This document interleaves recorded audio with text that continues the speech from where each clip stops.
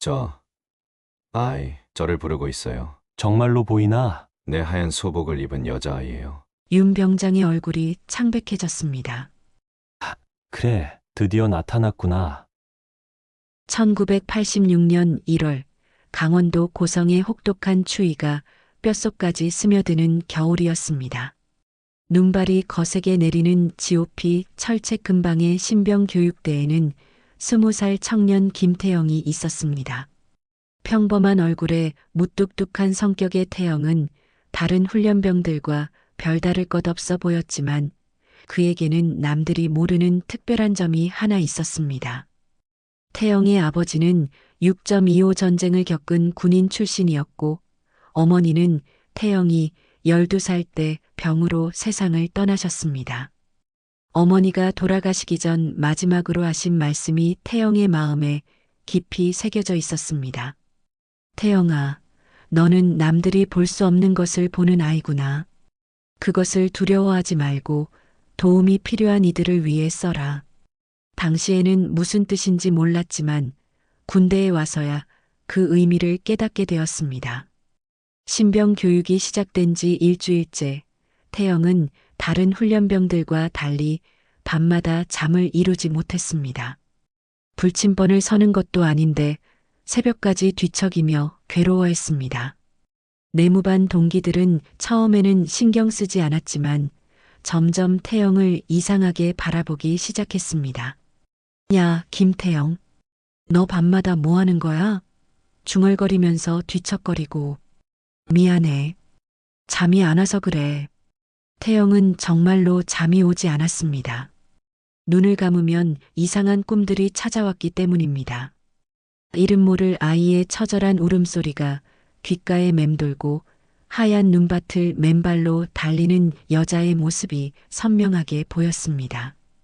그리고 가장 무서운 것은 피투성이 군복을 입은 남자가 태영을 똑바로 바라보며 뭔가를 중얼거리는 장면이었습니다. 그 남자의 눈빛에는 원망과 분노가 가득했습니다. 한 달이 지나자 태영의 상태는 더욱 심해졌습니다.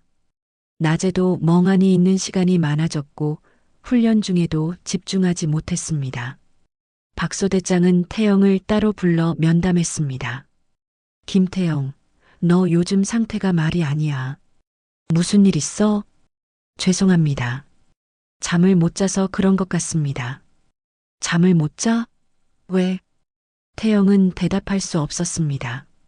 꿈 이야기를 하면 정신 이상자로 취급받을 것이 뻔했기 때문입니다. 박소대장은 태영의 침묵을 다른 뜻으로 받아들였습니다. 혹시 집에 무슨 일이라도 있어? 아니면 여자친구 문제? 아닙니다. 그럼 뭔데? 이대로 가면 너 적응 못하고 전출 가야 해. 그날 밤도 태영은 잠들지 못했습니다. 이번에는 꿈이 더욱 생생했습니다. 눈 덮인 산속에서 아이 하나가 울고 있었고 그 아이 주변에는 군복을 입은 사람들이 서 있었습니다. 그리고 그 중 한 명이 태영을 향해 다가오면서 입을 열었습니다. 도와줘. 제발 도와줘. 태영은 식은땀을 흘리며 잠에서 깼습니다. 옆에서 자던 동기가 화를 냈습니다. 또 중얼거려. 진짜 너 때문에 잠 못 자겠어. 다음 날 아침 내무반 분위기는 싸늘했습니다. 동기들은 태영을 피했고 박소대장은 태영을 귀신 본 놈이라고 부르며 다른 훈련병들 앞에서 비웃었습니다. 야들아, 김태영 저놈은 귀신 본 놈이니까 가까이 가지 마라. 전염될지도 몰라.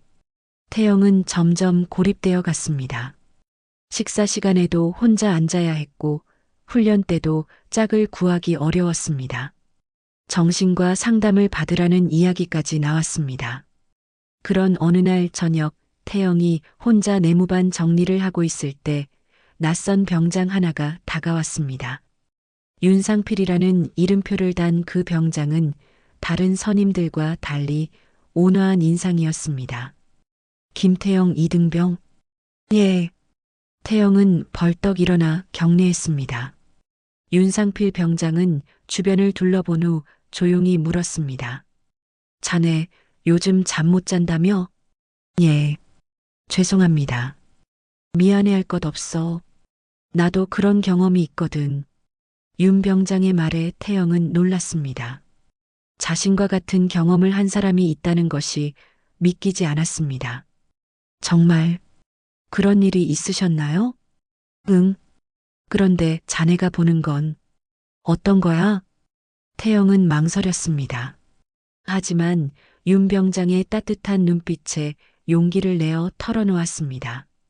아이의 울음소리, 눈밭을 달리는 여자, 피투성이 군복을 입은 남자의 이야기를 모두 말했습니다. 윤 병장은 심각한 표정으로 듣고 있었습니다. 태영의 이야기가 끝나자 그는 한참을 생각하더니 조심스럽게 물었습니다. 김태영 이등병, 자네 진짜로 귀신이 보이나? 윤상필 병장의 질문에 태영은 한참을 망설였습니다. 지금까지 아무에게도 털어놓지 못했던 비밀을 말해도 될지 확신이 서지 않았기 때문입니다. 하지만 윤 병장의 진지한 눈빛에서 자신을 이해해 줄 수 있을 것 같은 느낌을 받았습니다. 병장님, 저도 정확히는 모르겠습니다. 하지만 분명히 뭔가를 보고 있는 것 같아요. 그렇구나. 자네 같은 사람을 기다리고 있었어. 윤 병장의 말에 태영은 더욱 놀랐습니다. 자신 같은 사람을 기다렸다니 무슨 뜻일까요? 기다리셨다고요? 응. 사실 자네한테 부탁할 일이 있어서 온 거야. 하지만 여기서는 말하기 어렵고 내일 저녁에 따로 만나자. 다음 날 저녁 윤 병장은 태영을 인적이 드문 곳으로 데려갔습니다. 훈련소 뒤편 창고 근처였는데 다른 사람들의 눈에 띄지 않는 곳이었습니다. 김태영, 자네에게 특별한 임무를 맡기려고 해. 임무요? 그래. 하지만 이건 공식적인 명령이 아니야. 자네가 거부해도 상관없어. 윤 병장은 주머니에서 작은 종이를 꺼내 태영에게 보여주었습니다. 그 종이에는 지도와 함께 GOP 7번 초소라고 적혀 있었습니다. 여기가 어디인지 아나? 아니요. 여기는 일명 도깨비 지피라고 불리는 곳이야. 1970년대에 이상한 일들이 연이어 일어나서 폐쇄된 곳이지. 태영은 갑자기 소름이 돋았습니다. 도깨비 지피라는 이름만 들어도 왠지 모를 두려움이 밀려왔습니다. 어떤 이상한 일들이요? 총기 사고, 탈영, 그리고 집단 환청 사건들이 있었어. 그곳에 근무한 병사들이 하나둘씩 정신적 문제를 일으키기 시작했거든. 윤 병장의 목소리에는 무거움이 담겨 있었습니다. 그래서 군에서는 그곳을 폐쇄하고 아무도 접근하지 못하게 했어. 하지만 문제는 아직도 그곳에서 이상한 일들이 계속 일어나고 있다는 거야. 그런 곳에 저를 보내시겠다는 건가요? 그래. 하지만 혼자 가는 건 아니야. 내가 함께 갈 거거든. 태영은 두려웠지만 동시에 호기심도 생겼습니다. 자신이 보는 환상들과 그곳이 관련이 있을 수도 있다는 생각이 들었기 때문입니다. 병장님은 왜 그곳에 가려고 하시는 건가요? 윤 병장은 잠시 망설이더니 천천히 대답했습니다. 사실 내가 이곳에서 귀신에 씌인 병사를 2명 봤어. 그리고 자네는 그 아이들을 보는 자야. 자네 같은 사람이 오길 기다렸던 거지. 태영은 윤 병장의 말이 무슨 뜻인지 정확히 이해할 수 없었습니다. 하지만 자신의 능력이 정말로 필요한 일이 있다는 것만은 확실했습니다. 알겠습니다. 가보겠습니다. 며칠 후 태영은 은밀하게 도깨비 지피로 이동했습니다. 공식 기록에는 특별 임무라고만 적혀 있었고 다른 훈련병들은 태영이 어디로 갔는지 몰랐습니다. 도깨비 지피에 도착한 첫인상은 정말 을씨년스러웠습니다. 오래된 건물들은 페인트가 벗겨져 있었고 주변은 고요함 그 자체였습니다. 다른 지피들과 달리 이곳에는 생기가 전혀 느껴지지 않았습니다. 어떤 느낌이 드나? 윤 병장이 물었습니다. 뭔가 차가운 느낌이 들어요. 그리고 누군가 저를 지켜보고 있는 것 같기도 하고요. 역시 자네는 다르구나. 그날 밤 태영은 도깨비 지피에서 첫 번째 밤을 보냈습니다. 윤 병장과 함께 있었지만 두려움은 사라지지 않았습니다. 저녁 9시쯤부터 이상한 일들이 시작되었습니다. 먼저 벽을 긁는 소리가 들렸습니다. 마치 손톱으로 나무를 긁는 것 같은 소리였는데 어디서 나는지 정확히 알 수 없었습니다. 병장님, 저 소리 들리시나요? 들려. 매일 밤 이런 소리가 나. 그 다음에는 통신실에서 전화벨이 울렸습니다. 하지만 전화를 받으면 아무 소리도 들리지 않았습니다. 며칠 전에 전화선을 끊었다고 했는데도 계속 벨이 울렸습니다. 자정이 넘어서자 더욱 이상한 일이 벌어졌습니다. 어디선가 아이의 웃음소리가 들려왔습니다. 깔깔거리는 소리였는데 밤중에 들으니 오싹했습니다. 태영은 그 순간 확실히 알 수 있었습니다. 이곳에는 정말로 뭔가가 있다는 것을 말입니다. 병장님, 이건 꿈이 아니네요. 그래, 여기선 진짜야. 윤 병장도 긴장한 목소리로 대답했습니다. 그때 태영의 눈앞에 희미한 그림자가 나타났습니다. 어린 여자아이의 형태였는데 한복을 입고 있었습니다. 그 아이는 태영을 바라보며 무언가를 말하려고 하는 것 같았지만 소리는 들리지 않았습니다. 태영은 그 순간 자신이 왜 이곳에 와야 했는지 깨달았습니다. 어머니가 돌아가시기 전에 하신 말씀이 떠올랐습니다. 도움이 필요한 이들을 위해 써라. 저 아이, 저를 부르고 있어요. 정말로 보이나? 네. 한복을 입은 여자아이예요. 윤 병장의 얼굴이 창백해졌습니다. 그래, 드디어 나타났구나. 그 밤 태영은 잠들지 못했습니다. 아이의 모습이 계속 나타났다 사라지기를 반복했기 때문입니다. 그리고 확신했습니다. 이곳에서 자신이 해야 할 일이 있다는 것을 말입니다. 도깨비 지피에서의 첫 밤이 지나고 나서 윤 병장은 태영에게 놀라운 이야기를 들려주었습니다. 아침 식사를 마친 후 둘만 있을 수 있는 곳으로 태영을 데려간 윤 병장의 표정은 그 어느 때보다 진지했습니다. 태영아, 어젯밤에 정말로 그 아이를 봤다고 했지? 네, 분명히 봤어요. 한복을 입은 여자아이였는데 뭔가 말을 하려고 하는 것 같았어요. 윤 병장은 고개를 끄덕이며 주머니에서 낡은 파일을 꺼냈습니다. 표지에는 기밀 도장이 찍혀 있었고 군사기밀이라는 것을 알 수 있었습니다. 이것을 보여줄게. 하지만 절대 다른 사람에게는 말하면 안 돼. 파일을 열자 태영은 깜짝 놀랐습니다. 거기에는 자신과 비슷한 나이의 남자 사진이 있었는데 그 남자의 눈이 자신과 똑같았습니다. 사진 아래에는 10년 공작 특수요원 후보라고 적혀 있었습니다. 이게 뭔가요? 1970년대에 국군에서 비밀리에 연구했던 프로젝트야. 무속신앙과 군사작전을 결합한 특수 심리전 부대를 만들려고 했던 거지. 태영은 믿기지 않았습니다. 군대에서 귀신을 연구했다니 상상도 못했던 일이었습니다. 그런데 왜 이 파일을 저에게 보여주시는 건가요? 자네가 바로 그들이 찾던 사람이기 때문이야. 어떤 존재가 자네를 알아본 거야.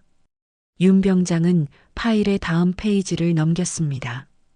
거기에는 도깨비 지피에서 일어났던 사건들의 기록이 자세히 적혀 있었습니다.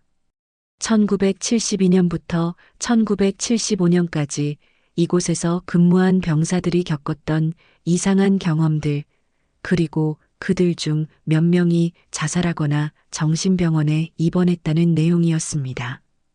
이 모든 일의 중심에 한 아이가 있어. 자네가 본 그 아이 말이야. 그날 오후 태영과 윤 병장이 지피 내부를 점검하고 있을 때 갑자기 비명소리가 들렸습니다. 통신실에서 근무하던 김상병이 자해를 시도하려고 하고 있었습니다. 저리 와. 그 여자애가 날 데려가겠대. 김상병의 눈은 초점을 잃은 상태였고 손에는 면도날을 들고 있었습니다. 윤 병장이 재빨리 달려가 면도날을 빼앗았지만 김상병은 계속 중얼거렸습니다. 안 돼, 안 가. 난 아직 죽고 싶지 않아. 태영은 김상병의 눈을 마주쳤습니다. 그 순간 무언가가 태영의 머릿속으로 들어오는 느낌이 들었습니다. 마치 누군가가 자신의 뇌 속에 직접 메시지를 전달하는 것 같았습니다. 갑자기 태영의 입에서 저도 모르게 말이 나왔습니다. 정아, 9살, 1972년 이곳에서 죽었어. 윤 병장과 김상병이 모두 태영을 놀란 눈으로 바라봤습니다. 태영 자신도 왜 그런 말이 나왔는지 알 수 없었습니다. 태영아, 자네. 그걸 어떻게 알아? 윤 병장의 목소리에는 충격이 담겨 있었습니다. 저도 모르겠어요. 그냥 갑자기 그런 생각이 들었어요. 김상병은 그 말을 듣고 나서야 진정되기 시작했습니다. 마치 누군가 그 이름을 불러주기를 기다리고 있었던 것처럼 말입니다. 그날 저녁 윤 병장은 태영에게 더 많은 것을 알려주었습니다. 정화라는 아이에 대한 이야기였습니다. 1972년 겨울 이 근처에서 민간인들이 희생된 사건이 있었어. 북한 간첩 소탕작전이라는 명목이었지만 실제로는 무고한 사람들이 피해를 당했지. 태영은 숨을 깊게 들이마셨습니다. 뭔가 끔찍한 이야기가 시작될 것 같은 예감이 들었습니다. 그 사건의 희생자 중에 정화라는 9살 여자아이가 있었어.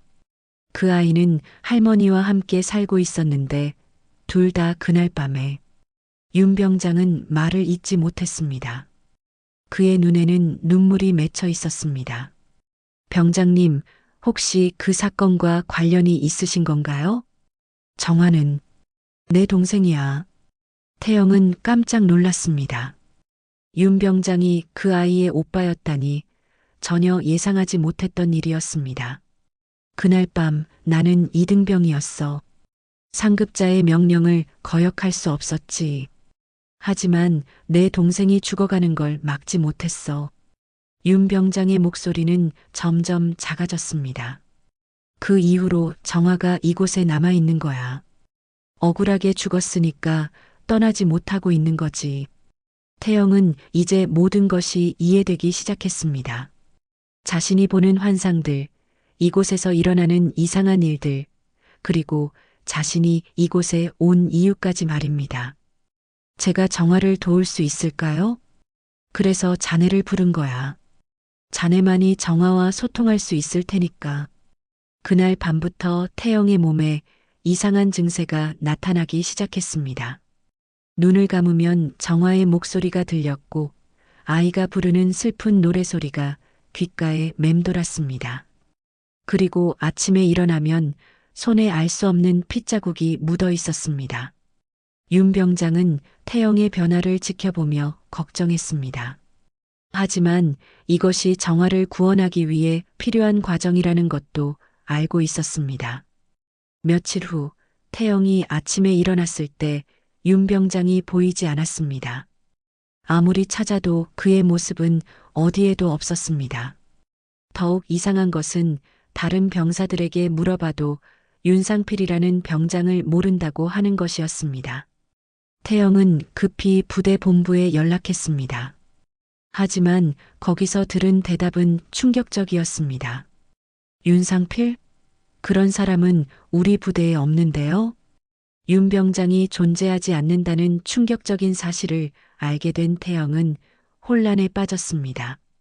지난 며칠 동안 함께 대화하고 함께 식사하고 함께 근무했던 그 사람이 실제로는 존재하지 않는다는 것이 도무지 믿어지지 않았습니다. 태영은 윤 병장이 보여준 기밀 파일을 다시 찾아보려 했지만 그것마저 어디에도 없었습니다. 마치 모든 것이 꿈이었던 것처럼 흔적 하나 남지 않았습니다. 하지만 태영은 포기할 수 없었습니다. 정화라는 아이에 대한 이야기, 그리고 1972년에 일어났던 사건에 대해서는 다른 방법으로라도 알아보기로 했습니다. 통신실에서 근무하는 최고참인 하사관에게 조심스럽게 물어봤습니다.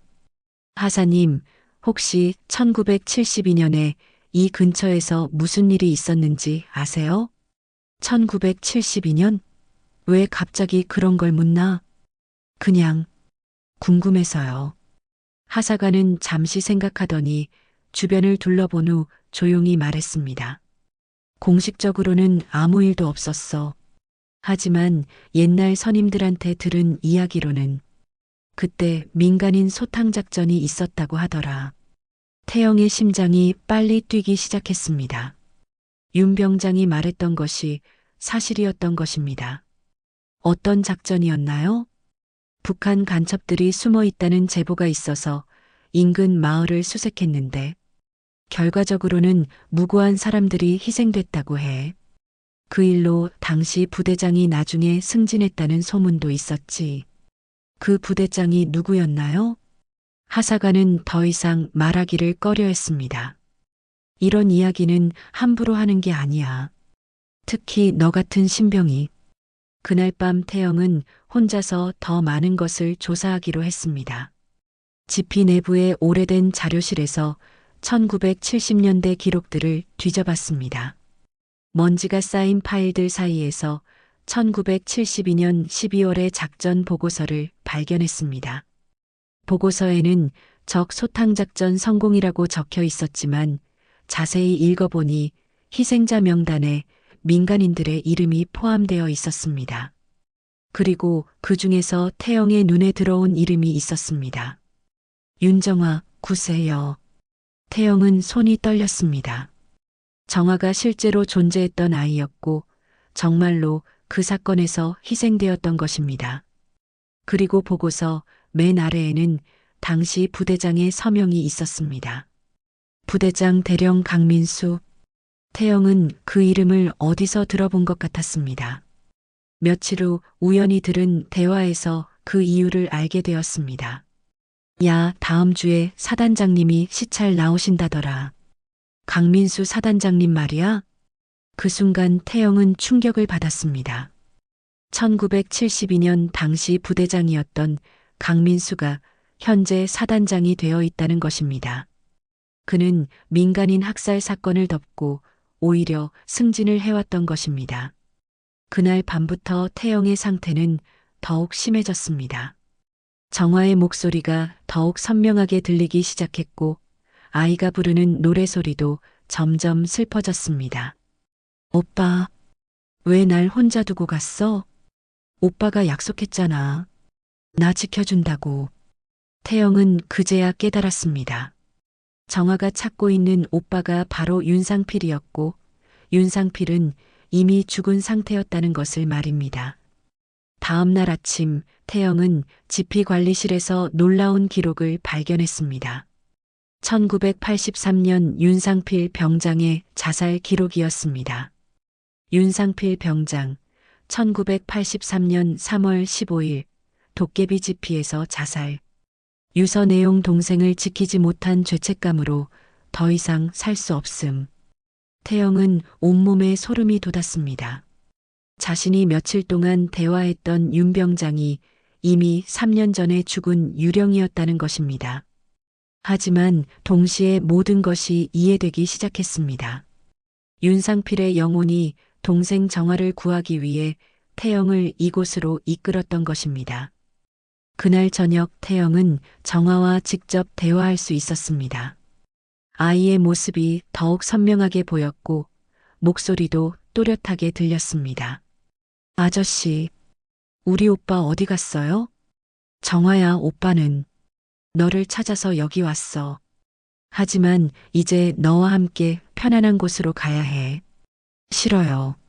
나 여기서 오빠 기다릴래요. 정화는 여전히 현실을 받아들이지 못하고 있었습니다. 태영은 아이를 달래려 했지만 쉽지 않았습니다. 그때 태영의 손에서 이상한 일이 일어났습니다. 손바닥에 핏자국이 나타나기 시작했고 그 핏자국은 점점 넓어져 갔습니다. 동시에 머릿속에는 1972년 그날 밤의 장면들이 생생하게 떠올랐습니다. 눈 내리는 겨울밤, 작은 마을에 군인들이 들이닥쳤습니다. 정아와 할머니는 집 안에 숨어 있었지만 결국 발견되었습니다. 어린 윤상필은 상급자의 명령에 따라야 했지만 동생을 구하고 싶어 했습니다. 하지만 그는 아무것도 할 수 없었습니다. 정아야, 미안해. 오빠가 널 지키지 못해서 정말 미안해. 태영의 입에서 윤상필의 목소리가 나왔습니다. 정아는 그 목소리를 듣고 드디어 눈물을 흘리기 시작했습니다. 오빠, 정말 오빠 맞아요? 그래, 정아야. 오빠가 왔어.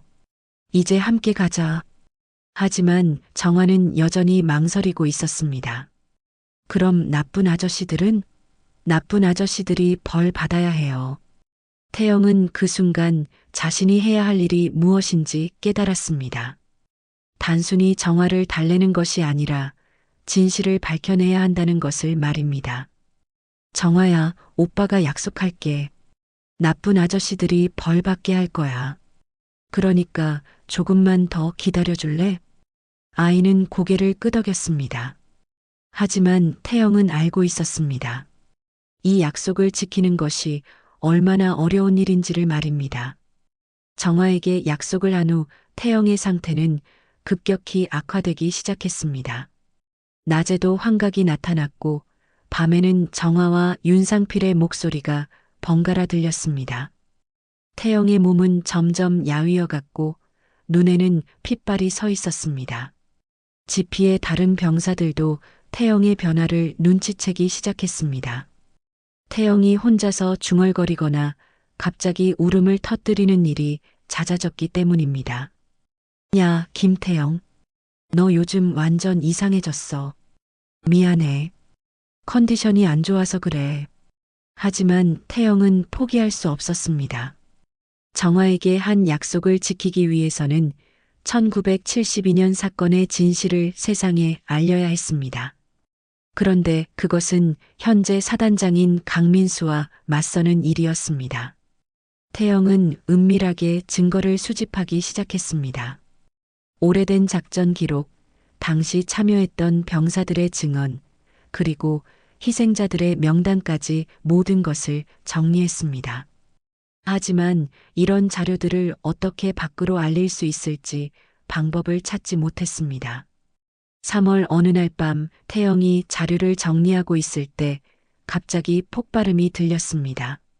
지피 내부의 전기 설비에서 화재가 발생한 것입니다. 태영은 급히 화재 진압에 나섰지만 불길은 걷잡을 수 없이 번져갔습니다. 다른 병사들은 모두 건물 밖으로 대피했지만 태영은 마지막까지 안에 남아 있었습니다. 정아와 관련된 자료들을 구하려고 했기 때문입니다. 김태영, 빨리 나와. 밖에서 동료들이 소리쳤지만 태영은 들리지 않는 듯 했습니다. 연기 속에서 태영은 정아의 모습을 보았습니다. 아이는 태영에게 다가와 말했습니다. 아저씨, 이제 그만해요. 더 이상 아저씨가 힘들어하는 걸 보고 싶지 않아요. 안 돼, 정아야. 내가 약속했잖아. 괜찮아요. 오빠가 왔으니까 이제 괜찮아요. 그때 태영의 옆에 윤상필의 모습이 나타났습니다. 그는 태영에게 고마웠다는 인사를 했습니다. 태영아, 고마웠어. 내 덕분에 정아를 만날 수 있었어. 형, 아직 끝나지 않았어요. 진실을 밝혀야 해요. 그건 다른 사람이 해줄 거야. 너는 충분히 했어. 윤상필은 정아의 손을 잡았습니다. 두 남매는 서로를 바라보며 미소 지었습니다. 정아야, 이제 오빠랑 함께 가자. 네, 오빠. 불길이 더욱 거세어지는 가운데 태영은 마지막으로 정아에게 물었습니다. 정아야, 너희가 떠나면 누가 진실을 알려줄까? 걱정 마세요. 누군가 반드시 기억해 줄 거예요. 그 순간 천장이 무너지기 시작했습니다. 태영은 정화와 윤상필이 빗속으로 사라지는 것을 보았습니다. 두 사람은 마지막으로 태영에게 손을 흔들었습니다. 다음 날 아침 구조대가 도착했을 때 태영의 모습은 어디에도 없었습니다. 건물은 거의 다 타버렸고 내부는 잿더미만 남아 있었습니다. 군 당국은 태영이 화재로 인해 사망했다고 공식 발표했습니다. 하지만 이상한 점이 있었습니다. 아무리 찾아도 태영의 시신은 발견되지 않았습니다. 타다 남은 뼈나 유품조차 없었습니다.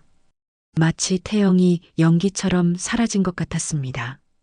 군 당국은 서둘러 사건을 마무리하려 했습니다. 태영의 모든 기록을 삭제하고 지피에서 근무했던 다른 병사들은 다른 부대로 전출시켰습니다. 태영과 관련된 모든 흔적을 지우려고 했습니다. 태영의 가족에게는 간단한 통보만 있었습니다. 김태영 이등병이 화재 사고로 순직했다는 내용이었습니다. 유품으로는 빈 군번줄 하나만 전달되었습니다. 태영의 아버지는 아들의 죽음을 받아들일 수 없었습니다. 시신도 없이 어떻게 죽었다고 할 수 있느냐며 항의했지만 군에서는 기밀사항이라며 더 이상의 설명을 거부했습니다. 몇 년 후 지피 화재 사건을 목격했던 한 병사가 전역 후 충격적인 증언을 했습니다. 사고 전날 밤 김태영이 계속 울고 있었어요. 정화가 떠나지 않는다고 중얼거리면서요. 그리고 화재가 일어나기 직전에 정말 이상한 걸 봤어요. 무엇을 봤는데요? 불길이 솟아오르기 직전에 누군가 아이를 끌어안고 웃는 모습을 봤어요. 그런데 그게 김태영인지 확실하지 않았어요. 왜냐하면 그 사람 옆에 다른 사람도 있었거든요. 그 병사의 증언에 따르면 화재 현장에서 세 사람의 실루엣을 봤다고 했습니다. 어른 2명과 아이 하나였는데 세 사람이 함께 빗속으로 사라졌다고 했습니다. 하지만 이런 증언들은 대부분 무시되었습니다. 사람들은 화재의 충격으로 인한 환각이라고 생각했습니다. 강민수 사단장은 지피 폐쇄 후 더욱 승진가도를 달렸습니다. 하지만 그는 종종 악몽에 시달렸습니다. 꿈속에서 9살 여자아이가 자신을 노려보며 언젠가 벌 받을 거야라고 말하는 꿈이었습니다. 태영이 수집했던 자료들은 모두 화재로 소실되었습니다. 1972년 민간인 학살 사건의 진실은 다시 어둠 속에 묻혔습니다. 하지만 태영이 마지막에 들었던 정화의 말처럼 누군가는 반드시 기억해줄 사람이 나타날 것이었습니다. 지피는 완전히 폐쇄되었고 그 자리에는 작은 비석 하나만 세워졌습니다. 순직한 장병들을 기리며라고 적힌 비석이었지만 태영의 이름은 거기에 새겨지지 않았습니다. 세월이 흘러도 그곳을 지나는 사람들은 가끔 이상한 경험을 했습니다. 아이의 웃음소리가 들리거나 누군가 노래하는 소리가 바람에 실려오는 것 같다고 했습니다. 하지만 이제는 무서운 소리가 아니라 평화로운 소리였습니다. 2006년 가을 서울에서 다큐멘터리 작가로 활동하고 있던 장은서는 새로운 프로젝트를 준비하고 있었습니다. 35세의 은서는 사회에 숨겨진 진실을 파헤치는 것으로 유명한 작가였습니다. 이번에는 비무장지대 미제 사건들이라는 주제로 다큐멘터리를 제작하려고 했습니다. 은서가 이 주제에 관심을 갖게 된 계기는 우연이었습니다. 국정감사 자료를 조사하던 중 1980년대 GOP에서 일어난 미해결 사건들에 대한 간략한 언급을 발견했기 때문입니다. 대부분 기밀로 분류되어 자세한 내용은 알 수 없었지만 은서의 호기심을 자극하기에는 충분했습니다. 1986년 GOP 화재 사건, 실종자 1명, 시신 미발견. 이 짧은 기록이 은서의 마음에 깊이 박혔습니다. 화재로 죽었다면 왜 시신이 없을까요? 그리고 왜 이 사건에 대한 자세한 기록이 남아있지 않을까요? 은서는 먼저 퇴역 군인들을 인터뷰하기 시작했습니다. 1980년대 GOP 지역에서 근무했던 사람들을 찾아다니며 당시 상황에 대해 물어봤습니다. 하지만 대부분의 사람들은 기억나지 않는다 또는 그런 일은 없었다고 답했습니다. 그러던 중 한 퇴역 상사가 은서에게 흥미로운 이야기를 들려주었습니다. 그때 정말 이상한 일들이 많았어요. 특히 도깨비 집이라고 불리던 곳에서는 밤마다 이상한 소리가 났다고 하더라고요. 도깨비 집이요? 네, 공식 명칭은 GOP 7번 초소였는데 1970년대부터 이상한 일들이 자주 일어나서 그런 별명이 붙었죠.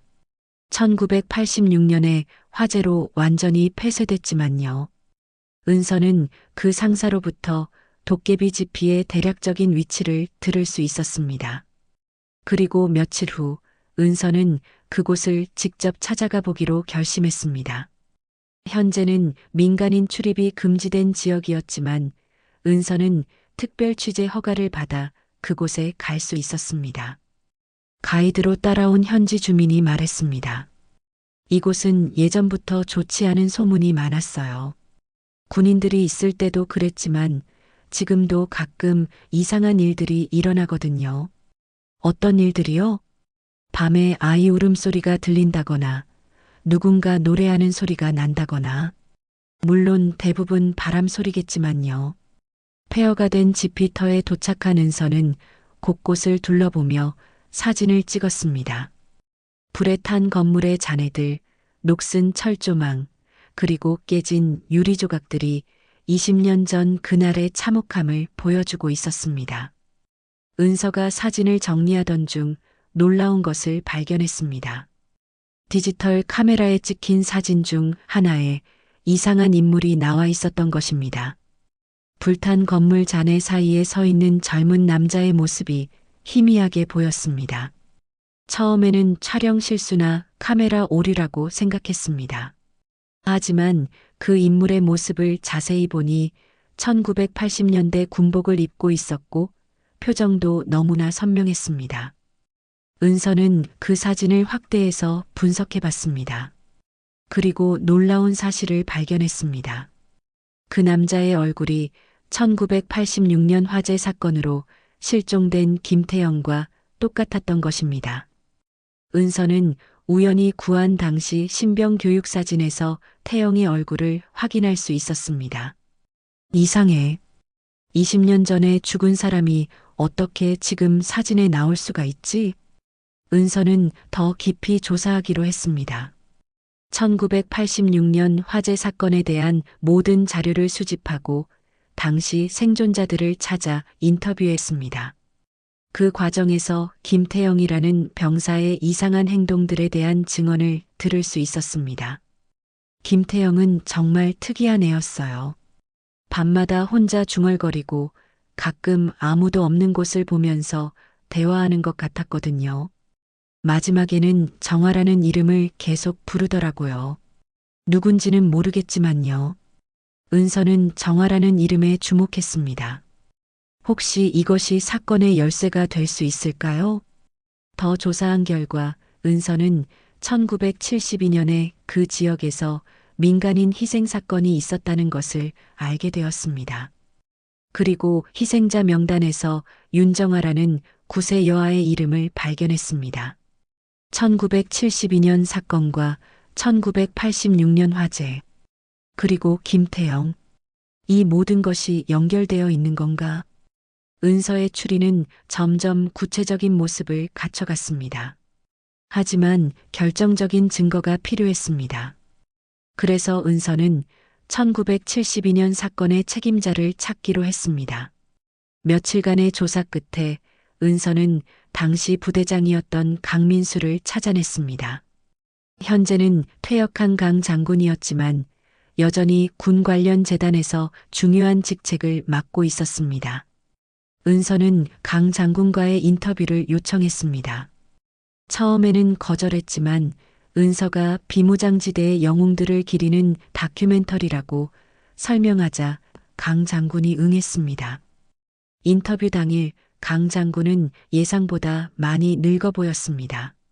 70대 중반의 나이에도 불구하고 카리스마는 여전했지만 어딘지 모르게 불안해 보였습니다. 장군님, 1970년대에 GOP 지역에서 근무하셨다고 들었는데요. 그렇습니다. 젊은 시절 국경 수비에 최선을 다했죠.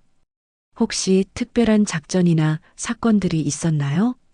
강 장군의 표정이 순간 굳어졌습니다. 특별한 사건. 전쟁은 끝났지만 긴장 상태는 계속되었으니까 여러 일들이 있었죠. 인터뷰가 진행되면서 강 장군은 점점 불안해했습니다.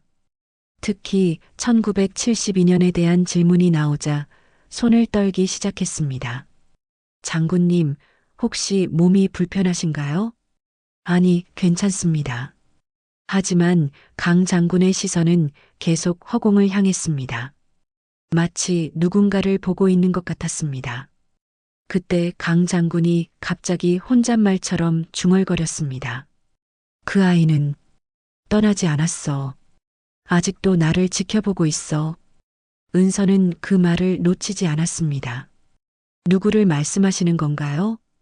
강 장군은 깜짝 놀라며 은서를 바라봤습니다. 자신이 무의식 중에 한 말을 깨달은 것 같았습니다. 아, 아닙니다. 그냥 옛날 생각이 나서요. 그날 밤 은서는 강 장군의 말을 계속 생각했습니다. 그 아이가 떠나지 않았다는 것은 무슨 뜻일까요? 그리고 왜 그렇게 두려워했을까요? 강 장군과의 인터뷰 후 은서는 더욱 확신을 갖게 되었습니다. 1972년 사건에는 분명히 숨겨진 진실이 있었고 그것이 1986년 김태영의 실종과 연결되어 있다는 것을 말입니다. 은서는 결정적인 증거를 찾기 위해 다시 한번 폐지피로 향했습니다. 이번에는 밤에 갔습니다. 공식적인 허가 없이 몰래 들어간 것이었지만 진실을 밝히기 위해서는 어쩔 수 없었습니다. 은서는 야간 촬영 장비와 녹음기를 준비해서 혼자 그곳으로 향했습니다. 폐허가 된 지피에 도착한 은서는 곧바로 이상한 기운을 느꼈습니다.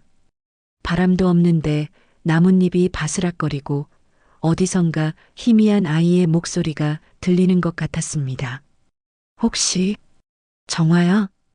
은서가 조심스럽게 불러봤습니다. 그 순간 주변이 고요해졌습니다. 마치 누군가 은서의 말을 듣고 있는 것 같았습니다.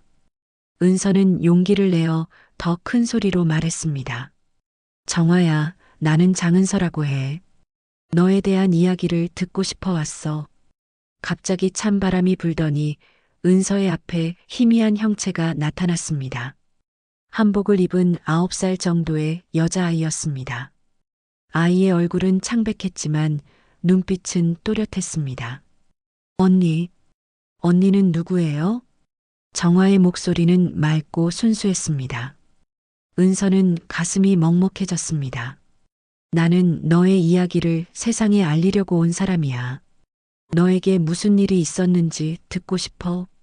저에게 일어난 일요? 정화는 고개를 갸우뚱했습니다. 마치 오랫동안 잊고 있던 기억을 떠올리려는 것 같았습니다. 그날 밤, 추웠어요. 할머니랑 집에 숨어 있었는데 무서운 아저씨들이 왔어요. 아이의 목소리에는 아직도 그날의 공포가 남아 있었습니다. 그때 정화의 옆에 또 다른 형체가 나타났습니다. 성인 남자의 모습이었는데 놀랍게도 그는 20년 전 실종된 김태영과 똑같은 얼굴을 하고 있었습니다. 다만 나이가 더 들어 보였습니다. 태영 씨, 정말 당신인가요? 은서가 놀라며 물었습니다. 네, 저는 김태영입니다. 하지만 저는 이미 사람이 아니에요. 태영의 목소리는 온화했지만 어딘지 슬펐습니다. 20년 동안 여기서 무엇을 하고 계셨나요? 정화를 지키고 있었어요. 이 아이가 혼자 무서워하지 않도록 말이죠. 은서는 태영과 정화의 관계를 이해하기 시작했습니다. 태영은 죽은 후에도 정화 곁에 남아 아이를 보호하고 있었던 것입니다. 태영 씨, 당신은 왜 여기 남아있게 된 건가요? 처음에는 정화를 도우려고 왔어요. 하지만 이 아이의 억울함이 너무 커서 함께 이승에 머물게 되었습니다. 태영은 정화를 바라보며 안타까운 표정을 지었습니다. 저희에게는 부탁이 있어요. 정화의 이야기를 세상에 알려주세요. 그래야 이 아이가 마음 편히 떠날 수 있어요. 은서는 고개를 끄덕였습니다. 네, 반드시 그렇게 하겠어요. 하지만 증거가 필요해요. 1972년 사건을 증명할 수 있는 자료가 있나요? 태영은 잠시 생각하더니 은서를 한 곳으로 안내했습니다. 불에 타지 않은 지하 창고였는데 거기에는 오래된 상자들이 보관되어 있었습니다. 여기에 제가 숨겨둔 자료들이 있어요. 화재 전에 미리 옮겨 놓았거든요. 상자를 열어보니 1972년 사건에 관한 모든 증거가 들어 있었습니다. 작전 보고서, 희생자 명단, 그리고 당시 상황을 기록한 일지까지 있었습니다. 이것들을 가져가세요. 그리고 진실을 밝혀주세요. 은서는 떨리는 손으로 자료들을 받았습니다. 이것이야말로 30년 넘게 숨겨져 온 진실을 밝힐 열쇠였습니다. 정화야, 이제 내 이야기를 모든 사람이 알게 될 거야. 정화는 처음으로 환한 미소를 지었습니다. 정말요? 그럼 나쁜 아저씨가 벌 받아요? 그래, 반드시 그렇게 될 거야. 며칠 후, 은서는 수집한 자료들을 바탕으로 폭로 기사를 작성했습니다. 1972년 민간인 학살 사건의 전모가 세상에 공개된 것입니다. 언론들은 이 사건을 대대적으로 보도했고 국정감사에서도 다뤄졌습니다. 강민수 전 장군은 결국 모든 것을 인정할 수밖에 없었습니다. 그는 공개 사과문을 발표하고 모든 공직에서 물러났습니다. 정부도 공식적으로 사과하고 희생자들을 위한 추모비 건립을 약속했습니다. 은서의 다큐멘터리 잊혀진 아이들이 방영되자 전국적으로 큰 반향을 일으켰습니다. 정화와 다른 희생자들의 이야기가 사람들의 마음을 깊이 감동시켰습니다. 방송 후 은서는 다시 한번 폐지피를 찾았습니다. 태영과 정화에게 결과를 알려주고 싶었기 때문입니다. 태영 씨, 정화야, 모든 게 끝났어요. 진실이 밝혀졌고 강민수도 사과했어요. 하지만 이번에는 아무도 나타나지 않았습니다. 대신 따뜻한 바람이 불어와 은서의 뺨을 스쳤습니다. 마치 고마웠다는 인사 같았습니다. 그때 은서의 귓가에 희미한 목소리가 들렸습니다. 고마워요, 언니. 이제 오빠랑 함께 갈 수 있어요. 정화야. 언니, 우리를 기억해 주세요. 바람이 점점 잦아들면서 목소리도 사라졌습니다. 은서는 태영과 정화가 드디어 평안한 곳으로 떠났다는 것을 느낄 수 있었습니다. 하늘을 올려다보니 구름 사이로 따뜻한 햇살이 비치고 있었습니다. 오랫동안 이곳을 덮고 있던 어둠이 걷히고 있는 것 같았습니다. 은서는 그 자리에서 오래도록 서 있었습니다. 태영과 정화의 희생이 헛되지 않았다는 것을 마음 깊이 느끼며 말입니다. 정의는 늦더라도 반드시 실현된다는 것을, 그리고 누군가를 진심으로 기억하는 것이 얼마나 소중한 일인지를 깨달았습니다. 5년이 흘렀습니다. 2011년 봄 강원도의 작은 마을에는 특별한 건물 하나가 세워졌습니다. 정화기념관이라는 이름의 소박한 건물이었는데 장은서가 자신의 사재를 털어 만든 곳이었습니다. 기념관 안에는 1972년 민간인 학살 사건의 전모와 희생자들의 이야기가 전시되어 있었습니다. 특히 윤정아라는 9살 여자아이의 이야기와 그녀를 구하려 했던 김태영 이등병의 이야기가 중심을 이루고 있었습니다. 은서는 이곳에서 자원봉사로 해설사 역할을 하고 있었습니다. 방문객들에게 정화와 태영의 이야기를 들려주는 것이 그녀의 새로운 사명이 되었습니다. 이 아이는 윤정화라고 해요. 9살에 억울하게 세상을 떠났지만 30년이 넘어서야 진실이 밝혀졌답니다. 방문객들은 정화의 사진을 보며 안타까워했습니다. 해맑게 웃고 있는 아이의 모습에서 그 시대의 비극을 느낄 수 있었습니다. 기념관에는 여러 종류의 사람들이 찾아왔습니다. 역사를 공부하는 학생들, 진실을 알고 싶어하는 시민들, 그리고 간혹 당시를 기억하는 어르신들도 있었습니다. 어느 날 오후 특별한 방문객이 기념관을 찾았습니다. 80대 초반으로 보이는 할아버지였는데 지팡이를 짚고 천천히 걸어 들어오셨습니다. 어서 오세요. 저는 이곳 해설사 장은서라고 합니다. 반갑습니다. 저는 그냥 지나가다가 들른 사람입니다. 할아버지는 말끝을 흐렸지만 은서는 그의 눈빛에서 특별한 무언가를 느꼈습니다. 마치 이곳과 깊은 연관이 있는 사람 같았습니다. 할아버지는 전시실을 천천히 둘러보셨습니다.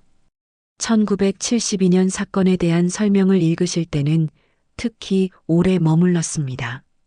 그리고 정화의 사진 앞에서는 한참을 서 계셨습니다. 할아버지, 혹시 이 사건에 대해 아시는 게 있으신가요? 은서가 조심스럽게 물어봤습니다. 글쎄요. 옛날 일이라 기억이 가물가물하네요. 하지만 할아버지의 표정에서는 깊은 감정이 느껴졌습니다. 마치 오랫동안 마음에 묻어두었던 무언가가 있는 것 같았습니다. 할아버지는 김태영에 대한 전시 코너에서 더욱 오래 머물렀습니다. 태영이 정화를 구하려 했던 이야기, 그리고 그가 지피에서 겪었던 일들을 자세히 읽어보셨습니다. 이 젊은이 참 용감했네요. 네, 김태영 이등병은 정말 대단한 분이었어요. 자신의 목숨을 걸고 진실을 지키려 했거든요. 그때 할아버지가 갑자기 눈물을 글썽이기 시작했습니다. 할아버지, 괜찮으세요? 아, 미안합니다. 갑자기 옛날 생각이 나서 은서는 할아버지를 의자에 앉게 해드리고 물을 가져다 드렸습니다. 혹시 이 사건과 관련이 있으신 건가요? 할아버지는 한참을 망설이시더니 천천히 입을 여셨습니다. 사실 저도 그때 그 부대에 있었어요. 은서는 깜짝 놀랐습니다. 살아있는 증인을 만난 것입니다. 정말요? 그럼 김태영 이등병을 아셨나요? 직접 만나지는 못했지만 소문은 들었지요. 밤마다 이상한 소리를 듣는다고 해서 다들 이상하게 여겼거든요. 할아버지는 당시 상황을 생생하게 기억하고 계셨습니다. 그 아이가 마지막에 지피에서 사라졌을 때 우리는 모두 안타까워했어요. 하지만 그때는 무슨 일이 일어난 건지 정확히 몰랐거든요. 지금은 어떻게 생각하세요? 이제야 모든 게 이해되네요. 그 아이가 정말로 무언가를 보고 있었던 거군요. 할아버지는 전시실을 한 바퀴 더 돌아보신 후 기념관을 나가려 하셨습니다. 은서는 할아버지를 배웅하며 밖으로 나왔습니다. 기념관 앞 작은 정원에는 정화를 위한 작은 동상이 세워져 있었습니다. 한복을 입고 활짝 웃고 있는 아이의 모습이었는데 보는 사람마다 마음이 따뜻해지는 표정이었습니다. 할아버지는 동상 앞에서 멈춰 서셨습니다. 그리고 한참을 바라보시더니 조용히 말씀하셨습니다. 그 아이, 아직도 노래를 부르는구먼. 은서는 할아버지의 말이 무슨 뜻인지 몰랐지만 왠지 모르게 가슴이 뭉클해졌습니다. 할아버지, 무슨 노래 말씀이세요? 아, 그냥 바람 소리겠지요. 하지만 그 순간 정말로 어디선가 희미한 노래소리가 들리는 것 같았습니다. 아이가 부르는 맑고 순수한 목소리였습니다. 슬프지만 동시에 평화로운 노래였습니다. 할아버지는 동상을 향해 깊이 인사하신 후 천천히 걸어가셨습니다. 은서는 그 뒷모습을 바라보며 마음 깊은 감동을 느꼈습니다. 해가 저물어가는 저녁 시간, 은서는 혼자 기념관을 정리하고 있었습니다. 오늘도 많은 사람들이 찾아와 정화와 태영의 이야기를 들어갔습니다. 어린 학생들부터 나이 드신 어르신들까지 모든 사람들이 진심으로 그들의 희생을 기억해 주었습니다. 은서는 정화의 사진을 바라보며 생각했습니다. 이 작은 기념관이 세워진 후로 이상한 일들이 줄어들었다고 주민들이 말했습니다. 더 이상 밤에 아이 울음소리가 들리지 않고 무서운 기운도 느껴지지 않는다고 했습니다. 정화야, 태영 씨, 이제 정말 편안하시죠?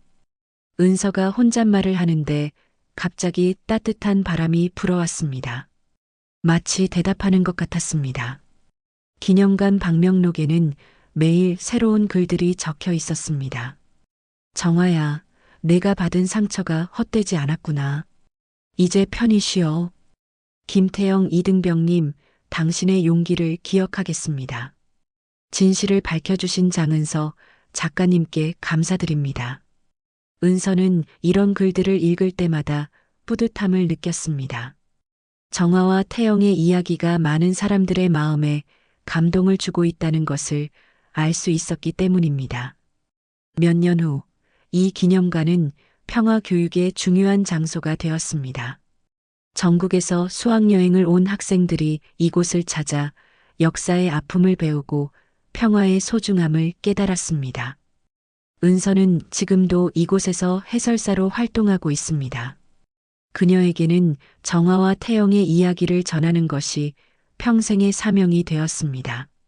어느 날 저녁 기념관을 닫고 집으로 돌아가는 은서의 귓가에 희미한 목소리가 들렸습니다. 언니 고마워요. 우리를 기억해 주셔서.